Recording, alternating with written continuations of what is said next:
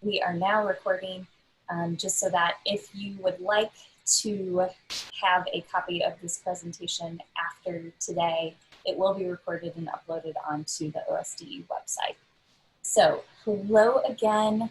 It's good to see so many familiar faces and names on here. If you are willing and would like to show your video, I would love to see your face so I'm not talking to black screens. Hi, Pamela. I see you on there. I saw you wave. But if you have a poor connection or just want to chill out in the black screen space, I understand that too. I see a lot of you are already in your classrooms or have had a full day of school today. And so I just really appreciate you all taking the time to come and learn. And hopefully you'll get some good ideas that you can take away and put back into your classrooms. We do have a couple of virtual norms. And so again, if you can show your video, we would love to see you. If not, that's okay. But also, please stay muted during these full group times unless we are having a discussion or we're in breakout rooms. If we're in breakout rooms, please unmute yourself and have a discussion during those small group breakout sessions. And then please be present and participate all around.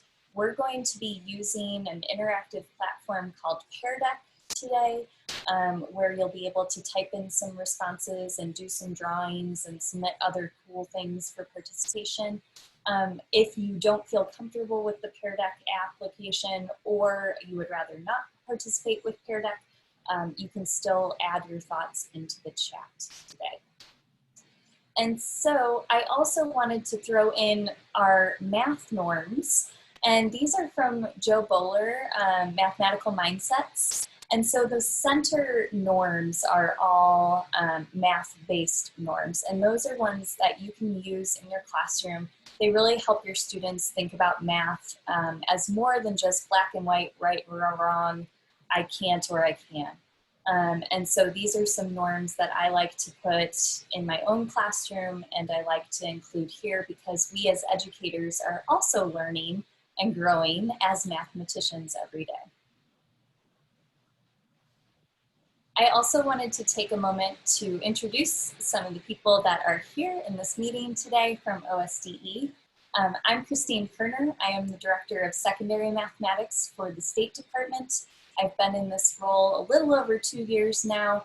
I am here for you in whatever way I can be. I will admit that my emails are a little backlogged, so if you've emailed me and I haven't gotten back to you, just bump it up to the top of my inbox again and I will get back to you. But when we say we're here for you, we want to be here to support you in this crazy year, however we can. Along with myself, we also have Susan Kirk, so I don't know if you want to wave, Susan. She is our new Director of Elementary Mathematics, and so if you are an elementary teacher or identify yourself as an elementary teacher, please contact her. She would love to hear from you, and she would love to help you with all of your elementary math needs. And then I believe we have Gina Barnhill on here as well. I don't see her on my little screen of fun, but if you're here, Gina, go ahead and wave. But she is our new Oklahoma Excel math specialist, and I know some of you have already done some professional learning with her virtually already and know how great she is, but she's also here to help. So please reach out to any of us, all of us, we're here. I also have Karen Leonard here. She's our Director of Education Technology and Computer Science. She is going to be monitoring our chat today, and then she'll be able to answer some digital tools questions and things like that if you have those. She is the expert of all things digital, so she is going to help us out with those things today too. All right, and so like I said, we're going to be using Pear Deck today. And so Pear Deck is an interactive slide platform. If you've heard of Nearpod, it is very similar to Nearpod, similar functionalities. But basically it allows students, or in this case, educators, to interact with multiple choice questions, open-ended questions, drawings, sliding scales, surveys, what have you.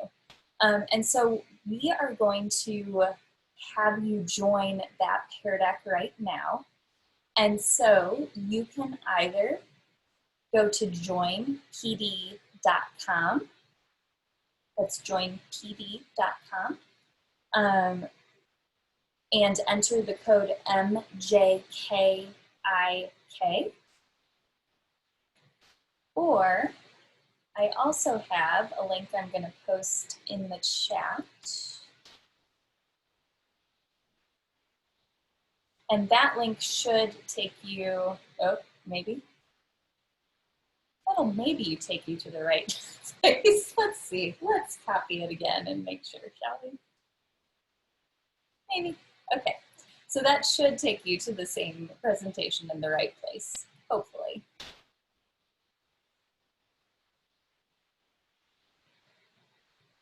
All right. We've got 12 of you connected so far.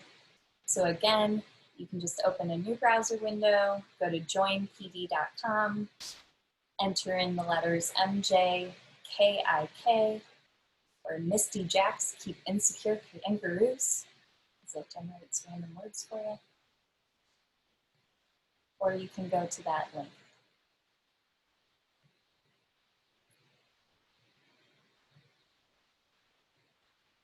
And if you are unable to connect to Pear Deck for any reason, please still participate how you can, whether it be in the chat or holding up a piece of paper. However you can do it is great. We just want to see your participation today.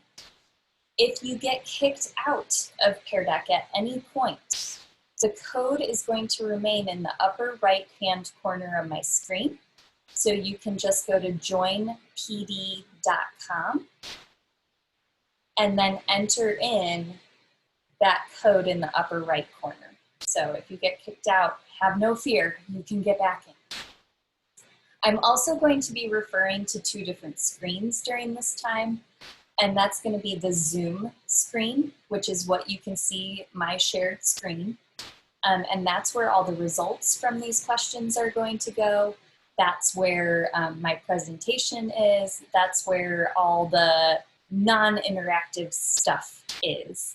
And then your Pear Deck screen is where you're going to actually type in your answers to questions, do some drawings, and click and drag.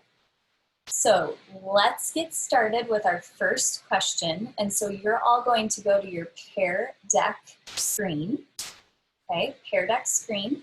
And right now it should be switching over to a map. And so you should have a blue pin if you're on the Pear Deck screen, and you should be able to click and drag your dot to your location.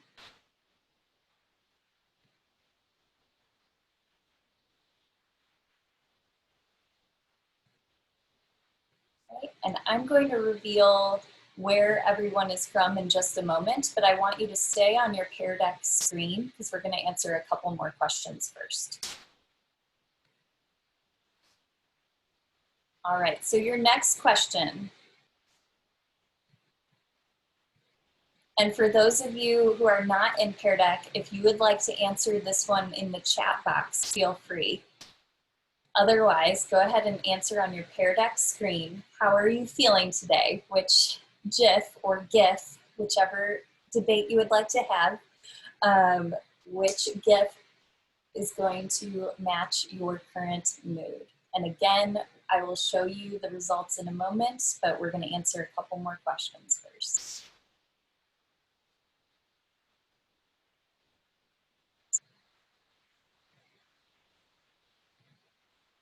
We know at least one person is saying two. We'll see how many more we have in just a moment. All right, the next question on your Pear Deck screen is going to say the school year has begun. And so again, if you're not on Pear Deck and you just want to type in the chat, you can definitely write agree or disagree in the chat box.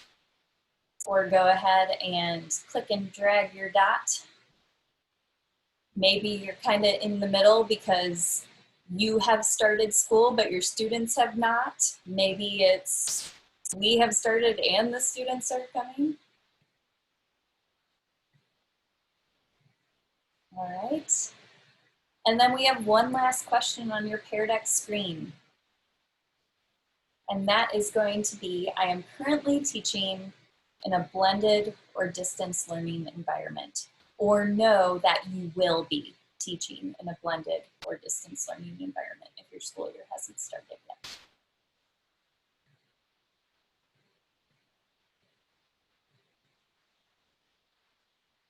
All right. Getting results in fast. And again, if you are not on Pear Deck and still want to participate in the chat, we would love to see your responses in the chat of true or false. Okay. And now I'm going to ask you all to come back to the Zoom screen. And so that's my shared screen. Okay. And so on my shared screen, you should now be able to see the results of where we're all from, which I think is pretty cool. We're from kind of all over the place today. And that is great. And so you could do something similar with students. Maybe it's not where are you from, but maybe it's where would you like to travel when quarantine is over and have a map of the world.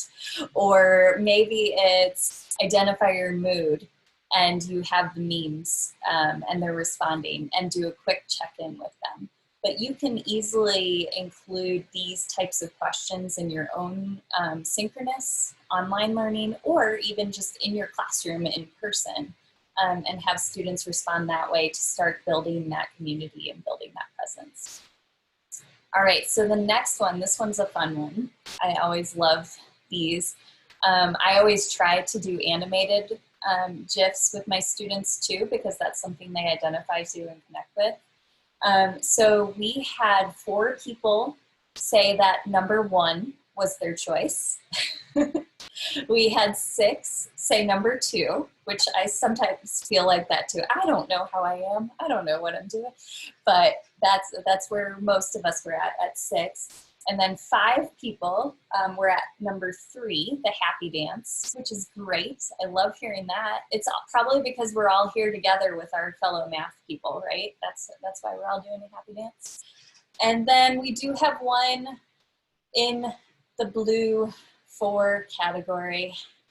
We have one person who is feeling sad right now, which I can understand that for sure. And hopefully by the end of this presentation, you're feeling just a little bit better. All right, for the next question, we have the school year has begun. And I'm gonna show you the responses there. We're kind of across the board. And so this presentation is designed for anticipating the start of the school year, but also if you're starting the school year, some things that we can pull in pretty quickly and do right away. And then I'm currently teaching in a blended or distance learning environment. The majority of us are. And so that's going to be key too. We're going to talk about some adaptations we can make for a blended or distance learning environment. Or a lot of us are still having to be socially distant. So even though we may be in an in-person classroom, our kids may be really spread out. So how do we still have collaboration and team building and things like that? So we'll talk about that too. All right, thank you so much for participating in those. Again, that's just an opportunity for quick check-ins, get a grasp of the rooms, get to know each other a little bit. And it's an easy way, quick way. I mean, we're only 15 minutes into our meeting and I feel like I already know you all a little bit better. So that's really nice too. And something, again, easy, quick that we can use with our students too. Hey, Christine. Yeah. Really quick, and if you don't want us to interrupt, I won't. No, that's fine.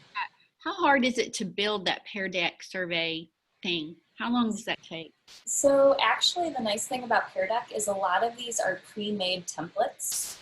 And so you just like click that you want a draggable slide and then the Draggable is already created for you, and you can put whatever image up on there that you want.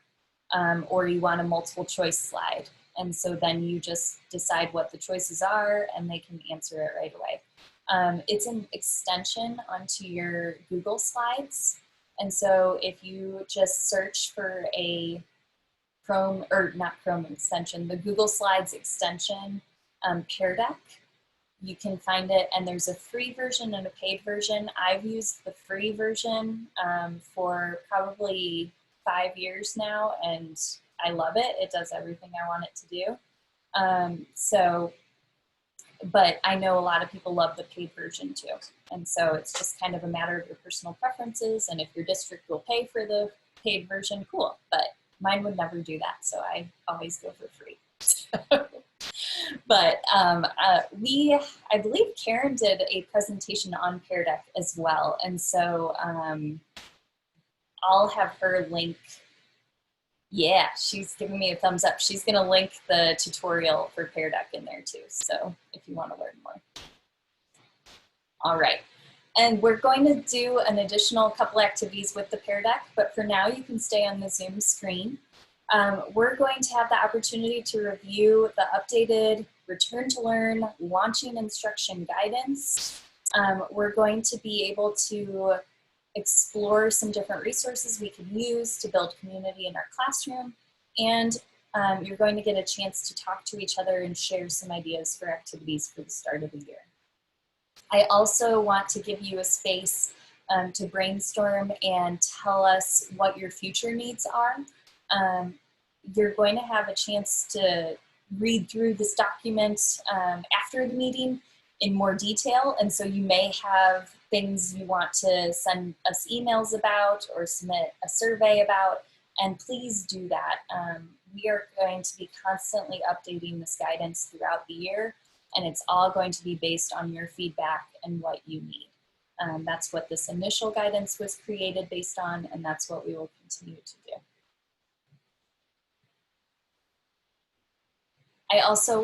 I put this in every single OKMath meeting this summer, and I'm going to put it in every single OKMath meetup this year.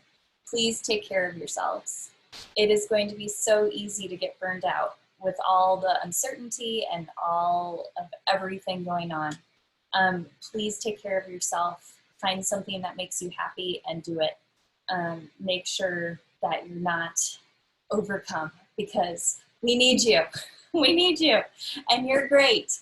And you are fantastic human beings. And you need this time for you. So make sure you take it. Okay, so this is a sneak peek of probably what you're here for. This is the Return to Learn launching instruction. And so what we did is we designed a set of documents for a variety of grade levels and subject areas. We have a specific one for secondary mathematics, and that would be for anyone teaching a standalone math class. And so even if you are like a 4th grade teacher who's teaching just math, that document is for you too. Please, please explore it. We also have elementary guidance documents, and so we're going to have a pre-K kindergarten one, we're going to have 1st and 2nd grade, and we're going to have grades 3 through 5. And those highlight opportunities for all of the 4 core subject areas, as well as link to additional guidance for our specials or extra courses. And so we'll have those documents available. I promise I'm going to drop a link in for you, but not quite yet, because I want you to pay attention to me some more instead of just dive right into the guidance document. We also have a digital tools guidance document that Karen has worked very hard on. And that's designed around the universal design for learning. And so there's going to be examples of digital tools you can use for each element of the universal design for learning, with direct links for tutorials and the tool itself. And so that guidance is really cool too. So after diving into the subject area guidance, you can look at the digital tool guidance too. Each of our guidance documents is broken down by a variety of categories and topics. And the most important thing I want to point out is not only did we provide an overview of what we see in Oklahoma teachers already, we already see the quality instructional practices that you're delivering. We wanted to take those quality instructional practices and highlight them, but also adapt them for any type of learning environment you might be in. And so we take these categories and we show specific examples, sample lessons, digital tools you can use, a walkthrough of a typical day in synchronous and asynchronous learning environments. And we really tried to break it down and make it practical for you instead of just philosophy or just an overview. This one is a lot more specific and a lot more tangible takeaways from it. And so we have these first 5 categories: the standards and pacing, effective instructional routines, adaptations for blended or distance learning, classroom assessment focus, including adaptations for if you're at a distance, connections and integration with other disciplines. And then another piece of this we really wanted to point out was the idea of social emotional well-being, equity and inclusion, safety considerations, and then ways that we can provide ongoing support for you for instruction. And so we didn't want to leave these categories out. They're so important right now and always. But we know that students are not going to learn if they're not feeling safe, if they're not feeling comfortable. And so we have some strategies and ideas included in these guidance documents that cover these categories as well. We're going to look into the social and emotional well-being. And so these, some of these examples and some of these ideas come from the instructional guidance itself. But we're going to focus on the area of student social emotional learning and specifically how we can start out the year, even if we're at a distance, and build some community and get to know our students. Because I know that can be increasingly difficult if we're virtual or if we're not allowed to go closer than 6 feet to one another. I do want to point out too that educator well-being is highlighted in the social emotional section. Please check it out. It gives you some cool activities and ideas. We care about you. We want you feeling okay. And so please, we included that piece because we know how much it's needed and we know how valuable you are. Okay, and so I wanted to start out with, to build the social emotional health of our students, we need to help them feel like a part of the classroom. And part of that is to establish some collaborative norms and classroom norms that make students feel included, comfortable, and ready to share and participate. And so if you have Pear Deck right now, there is a space for you to type in some thoughts about some norms that you currently have in your classroom or you usually have in your classroom. And maybe it's norms that you and your students create together, so it might be last year's norms, or it could be norms that you currently have. Or if you don't currently have any established norms or aren't sure where to go for this year, put that in too. And if you don't have the Pear Deck open, that's totally okay. Go ahead and answer this question in the chat.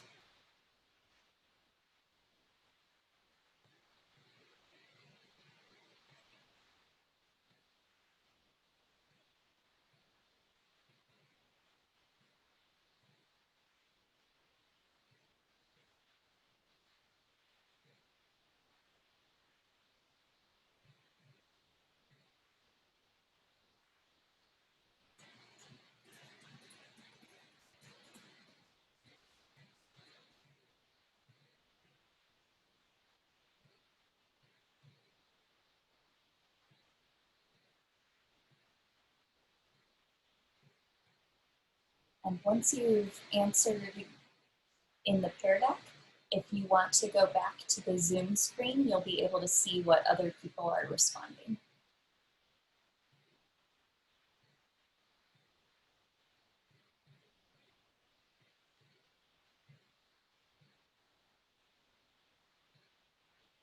Someone really wanted to make my heart happy and said everyone can be successful in math. It's so true. Everyone is a math person. Karen hears me say that every day. Take risks. Everything counts. Everyone participates. Be kind and respectful. Yes, built-in periods of rest. I think that's key, especially for a virtual setting. Students are responsible for their own learning. Not really sure what the norms could be, and yes, that's something we'll talk about too. Be responsible, be respectful, be ready. Love it, to the point. Okay, revolving around those state standards. And so yeah, like our learning goals and things like that can be focused around there, and our classroom goals might be focused around the state standards. And then to build that community, we might think about how we accomplish those goals of achieving the state standards. What do we need to do as a class and individually to achieve where we want to be? Okay, just be who you are that day. Love that. I definitely have better days than others, especially even just like instructional delivery. You know when you've had a good day of instructional delivery and a bad day of instructional delivery, and our kids are going to feel that too. All right, I love it. One step at a time. Walk before you run. Respect others. Awesome. I see a lot of respect in there, taking responsibility, taking ownership, right? Building norms with your students. I think that can be key. When students feel a part of the decision making, they tend to be more invested in following those rules and norms. And so if you can even guide them in the direction you want without saying, this is what our rules are going to be, I think that can help students a lot feel a part of things. You guys are already pros at all your norms. I will say that there are some norms that I think no matter where we are, whether we're in person or at a distance, we can use those norms and use those ideas. It might look slightly different, but for example, these are the 7 norms of collaboration, and we may have to adapt the wording a little bit depending on the level of student that we're teaching. But these ideas, you can ask questions in a virtual setting, you can ask questions in a classroom. You can paraphrase what somebody else just said on Zoom, or, you know, just in your own little space.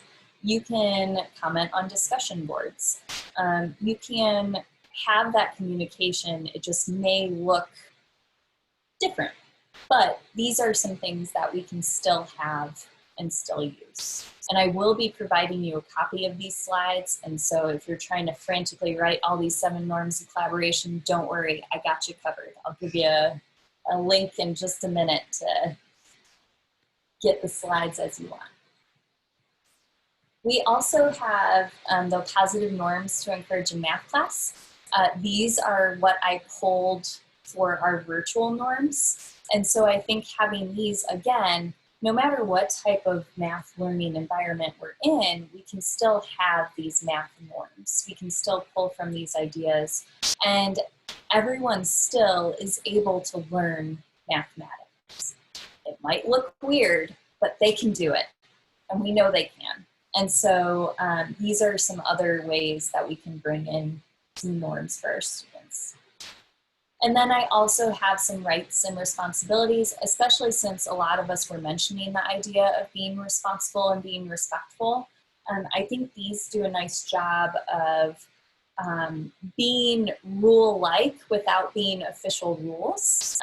They're more, you know, giving students the right to make a mistake. That's something that you don't really hear that often. You have the right to make a mistake. But when we celebrate those mistakes and create an environment where mistakes are okay, then students are more likely to not only make them, well, maybe less likely to make them, but even if they are more likely to make them, they're willing to celebrate them and discuss them and correct them, versus being afraid to show that they had made a mistake and not learning from it. And so along with establishing the norms, I think that and really getting to know your students is going to be key for establishing that collaborative learning environment.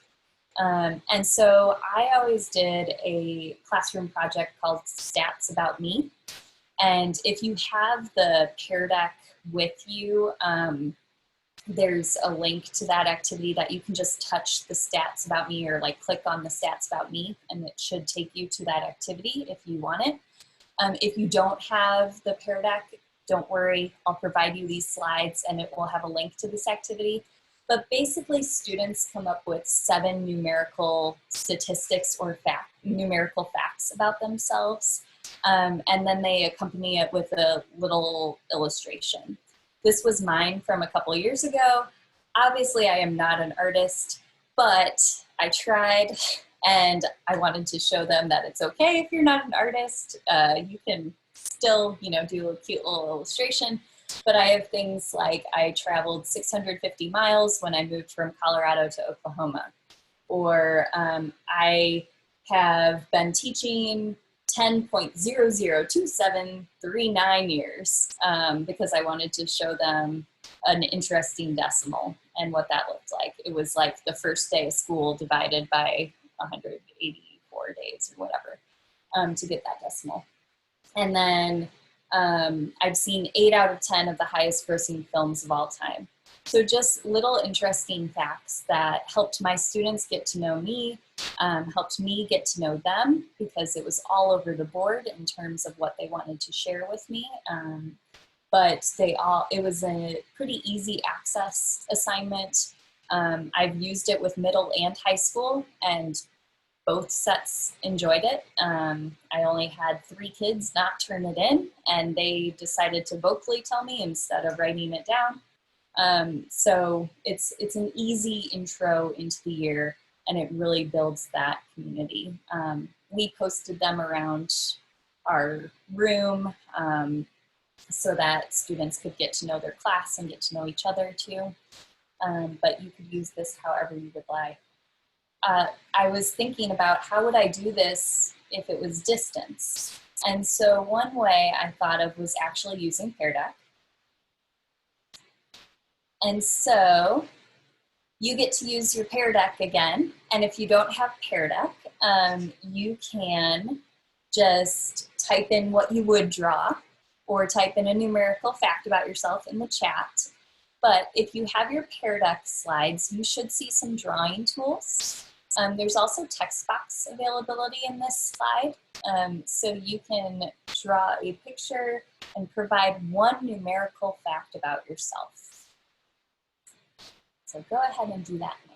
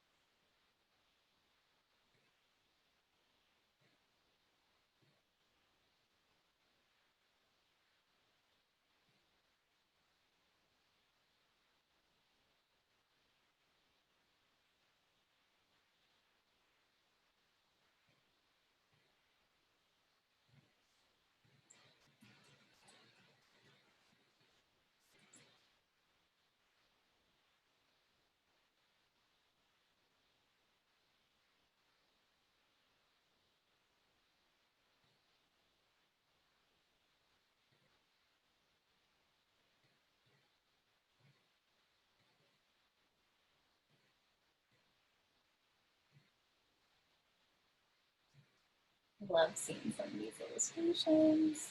It's so great.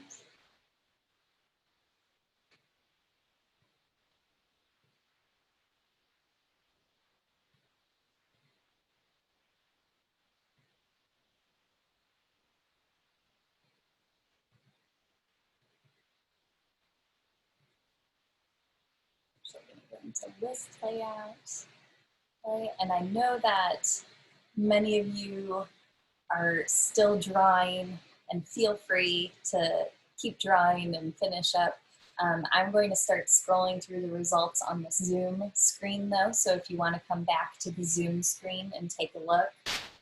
We have four amazing kids of my own, and thousands if I count all my learners. Yes, love it. And I do count all my learners as my kids for sure. I've been teaching for 2 years. Yay, and you've had the most interesting 2 years. Okay, been to all 5 Great Lakes, awesome. And we got a nice little Michigan going on. Okay, 100 miles a week you bike ride. Am I interpreting that right? That's amazing. I'll be lucky to do like 3 in one trip, and then I'll be so sore that I don't do anything else the rest of the week. I'm 45 years young, nice, love it. I would like to get 2 dogs soon, yes. 1 dog. Isn't that interesting that the dogs were like back to back? Okay. Been wide awake for 13 and a half hours as of right now, yes. I'm sure a lot of us can relate to that. I know I can. I have 2 dogs, another person with 2 dogs, and a spotted dog. 2 kids, 1 child, love it. 10 states, reach Oklahoma.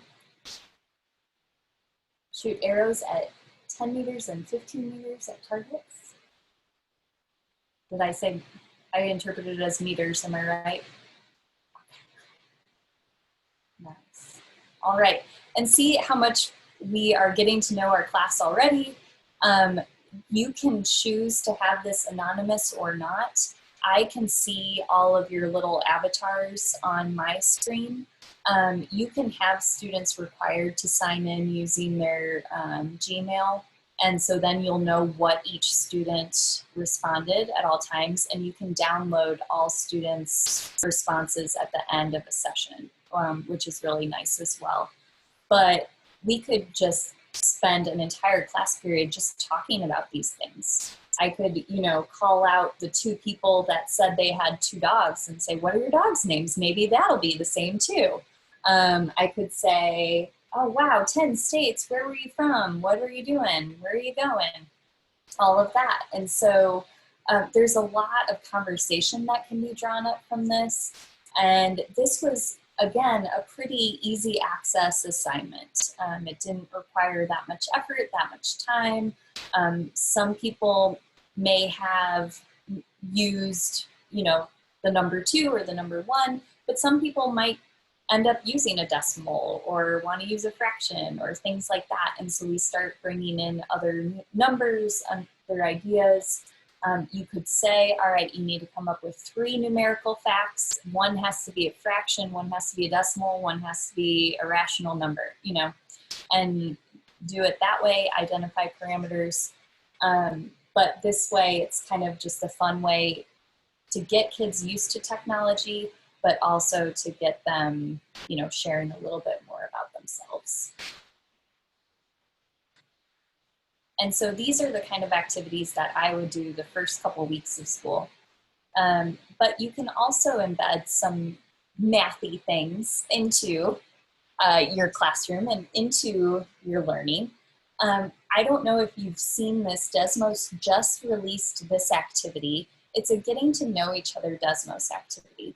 And I'm not going to have you actually do this activity, but I wanted to take some screenshots of it because I really think it's clever and it's a great way, again, for students to share a little bit more about themselves with you.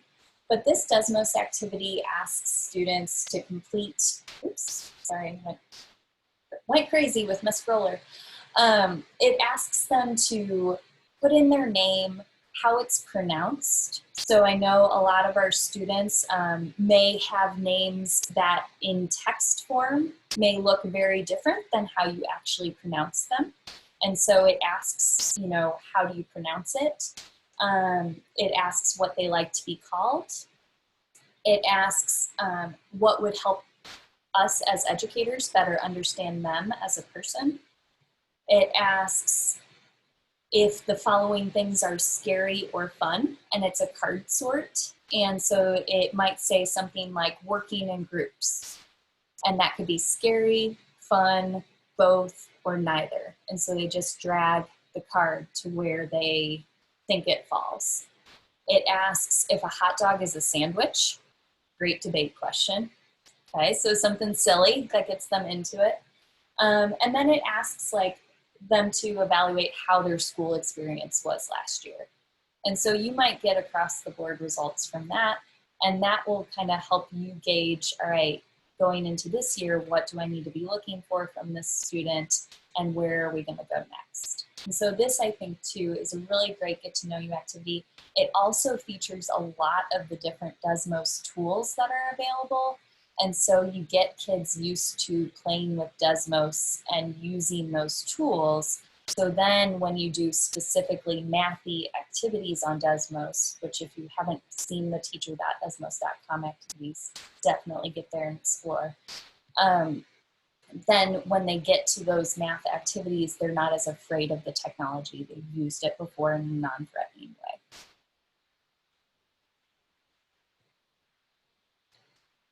All right, we also have unit zeros across all grade levels of our Oklahoma math curriculum frameworks. And so what I'd like you to do real quick, if you click on the participants button at the bottom of your Zoom screen, participants button, you should then see a list of people who are here.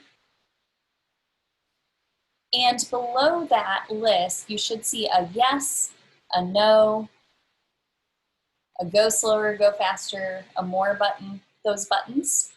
If you have seen unit 0, would you do me a favor and check the yes button? And if you have not seen unit 0, go ahead and check the no button.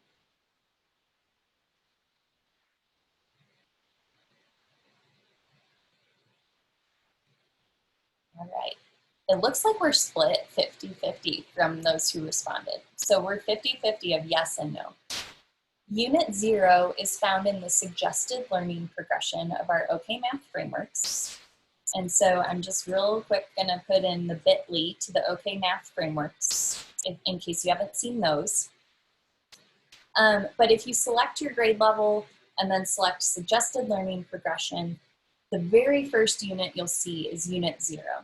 And that is a growth mindset unit. It is all about building students' mathematical mindsets and growth mindsets and their belief that they can and should do mathematics.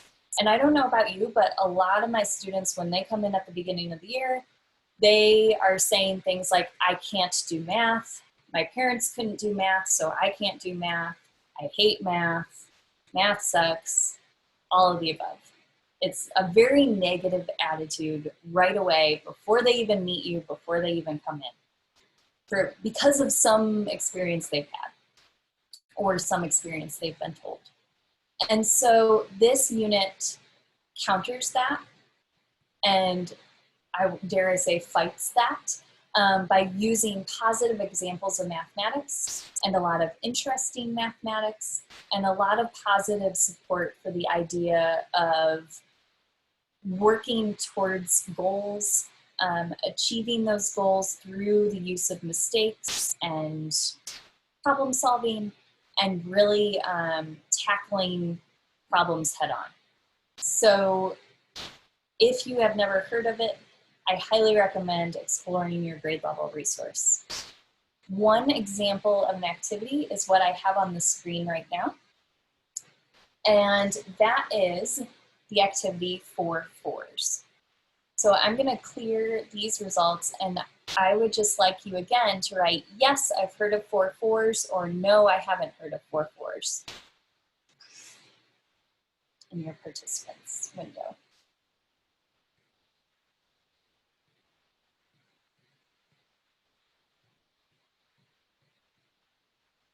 Okay, so this one, we have a few more people that say, yes, I've heard of 4-4s, and a few people who haven't. But 4-4s is great for any grade level, I would argue, because as students' skills progress with their workings of numbers, they're able to do different types of operations. But basically the idea is that I'm taking 4 number 4s, and I'm adding them, subtracting them, multiplying them, dividing them, whatever operation I want with them, to equal a number between 0 and 99. And for younger kids, you could do 0 to 20. It doesn't have to be 0 to 99.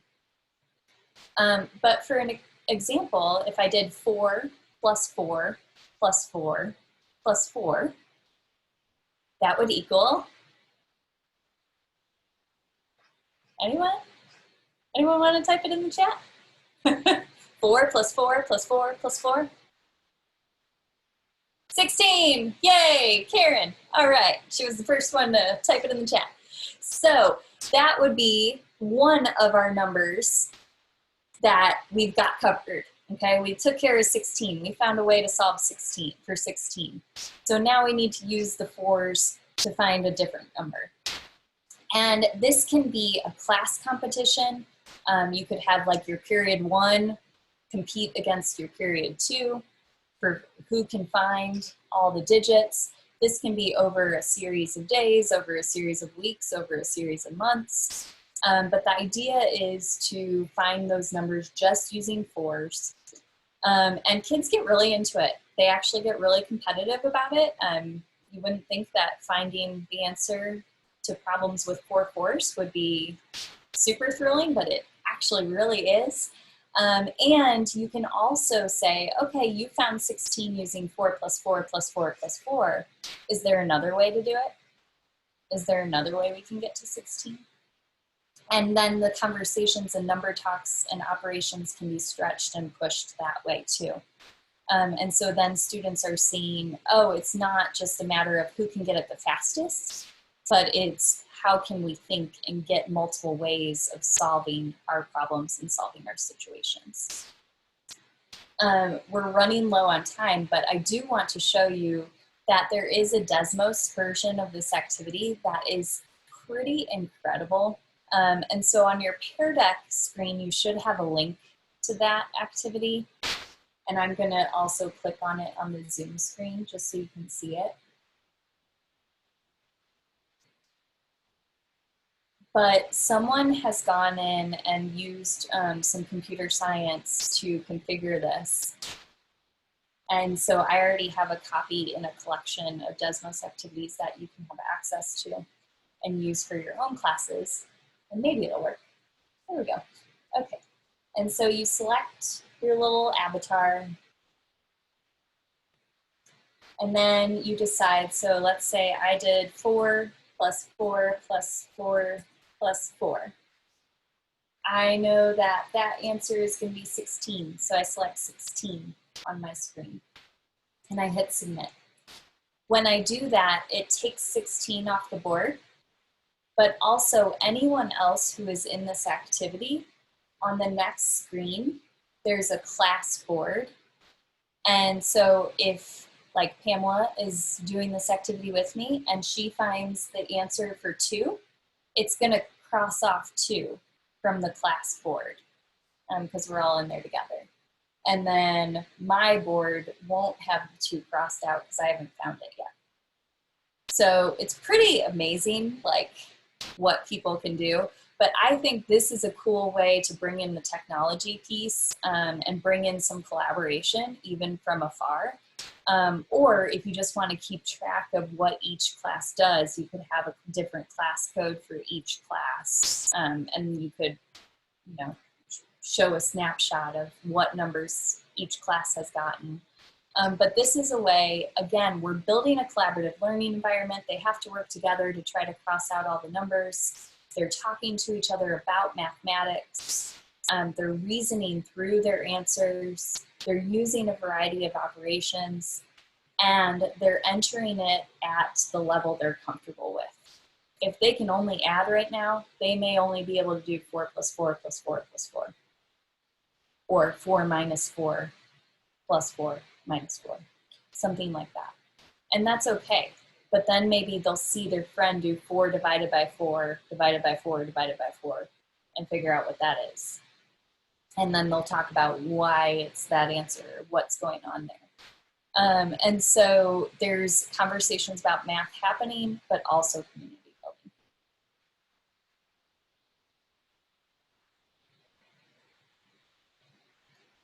And again, that's a part of the Unit 0 lesson. And so I'm going to go back to the Zoom screen and back to the presentation. And so the Unit 0 sample lesson, this is from 7th grade, but I would argue it could be used in a variety of grade levels. So they'll start with just a brief reflection on the statement, anyone can do math. There's a survey, can you grow your intelligence? They'll watch an inspirational math video from Joel Bowler and YouTubed math. And then we'll work on creating those norms. And so that's like what we talked about earlier. The math activity is 4 fours. And then they set a goal for themselves and talk about what was a big aha moment, what was something that they noticed, what was something that they took away from today. So simple. This, I would argue, could be done if we did the video and the beginning of 4 fours in one 30-minute session. We could do that, and maybe we could make sure that we set a goal for ourselves the next time, or on their own they set their goal or something like that. I know some of us have the 30-minute sessions or blocks, but this is something that can be done, and I would argue should be done, so that we build the classroom community, build up students' hopes that they can do mathematics, and make them feel more comfortable with the math around them. Christine, before you go on, you do have a question, and the question is, does Desmos check calculations? So for this activity, it does, which is pretty fabulous. So like if a student does 4 plus 4 plus 4 plus 4 and clicks 0, it will say, that's not right, try again. And so it won't give them that answers. Not all activities are self-checking activities. It does involve a bit of computer programming, but there are so many amazing Desmos educators out there who are building those self-check activities. So pretty much if you just Google search the topic you want, Desmos, you'll find an activity that will work for it. Okay. We don't have time to actually go into breakout groups, unfortunately, but we only have 20 people in here. And so what I would like to do is you'll see, let's see, I don't think we have a little hand raise on here, but we do have a little thumbs up. And so if you would like to unmute yourself and share an activity that you do to build community, I would love for you to indicate that you're ready to unmute yourself by giving a little thumbs up. And that way we don't talk over each other, and we can share some ideas for getting to know you.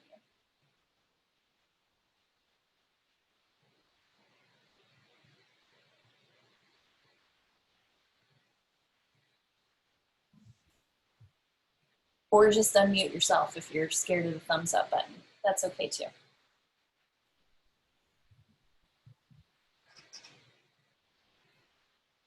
Are we all dead from PD days and school, everything else? Maybe.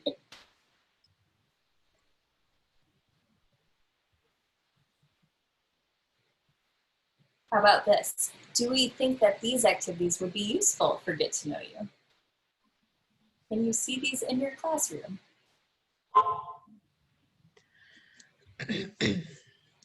I think they're all great. I would like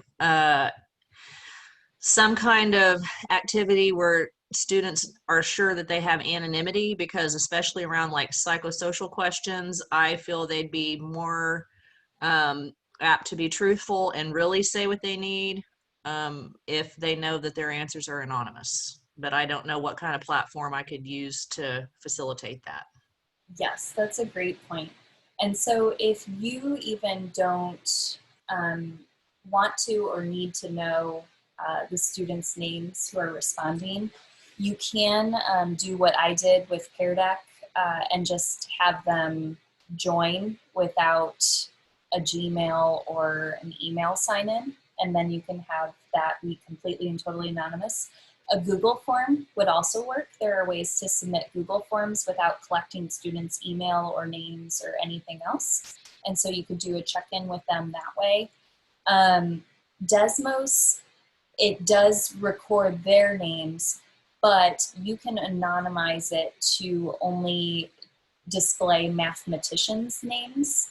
And so either you can tell them, hey, it's on the mathematicians' names, I won't look and see who is responding with what, or if you're at a point where students don't mind if you're the one who knows, you know, which response they're having, then you can see it in Desmos too. So those are a few places that I would look for the anonymous ideas. Does that help? Yes, thank you. Uh-huh.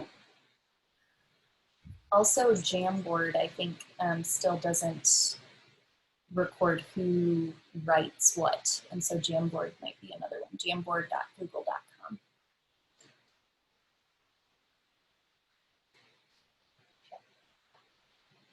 All right, in the interest of time, because I know you're really dying for these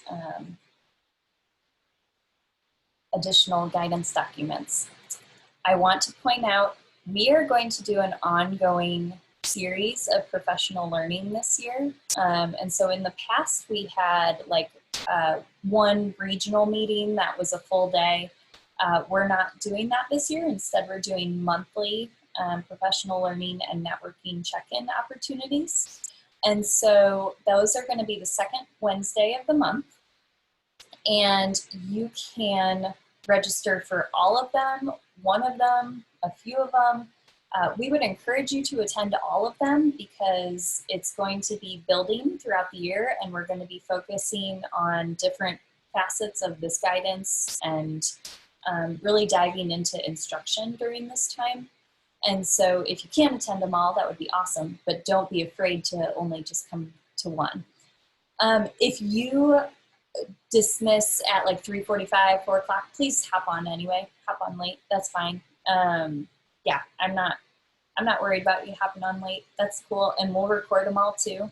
And then I do have it says it's 3:30 to 4:30, but I have the Zoom scheduled until 5, so I can stay late too if we want to continue the conversation or talk longer.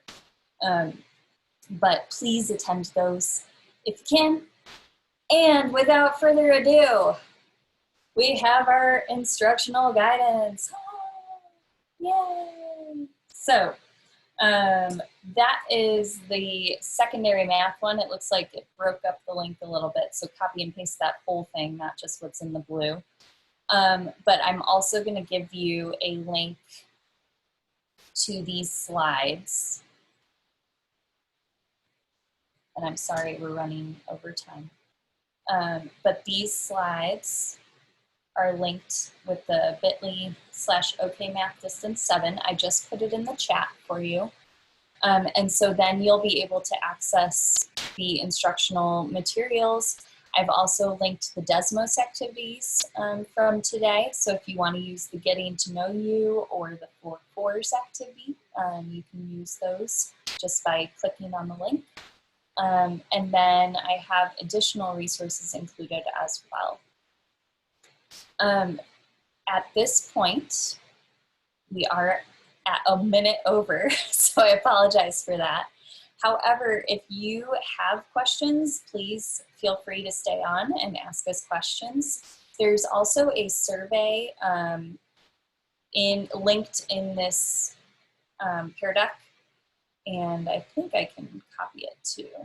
Let's see. Yeah, and so that survey will allow you to just let us know, was this session useful, and what else do you need? And so whatever you need, like I said, please do not hesitate to reach out, email, contact, however you need to, and we're here in whatever ways we can be. And so I'm serious when I say leave us feedback, provide us what you need, because we will go whatever direction we need to get you the answers to your questions. So at this point, thank you very much for attending. And if you have questions, feel free to unmute and ask. Otherwise, have a wonderful day. Take a look at that guidance document, and hopefully I'll see you in September.